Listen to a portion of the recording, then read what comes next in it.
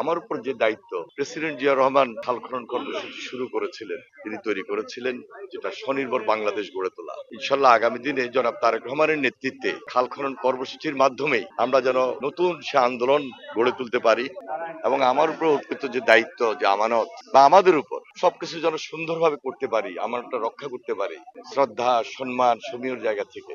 এটা জনগণের প্রত্যাশা অনেক, কঠিন দায়িত্ব, গুরুত্বপূর্ণ দায়িত্ব।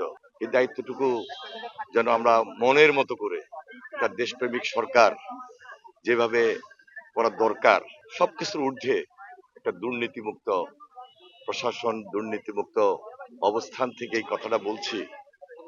আর আমার উপর যে দায়িত্ব, প্রেসিডেন্ট জিয়া রহমান খাল খনন কর্মসূচি শুরু করেছিলেন এবং দেশে একটা বিপ্লব তিনি তৈরি করেছিলেন, যেটা স্বনির্ভর বাংলাদেশ গড়ে তোলা।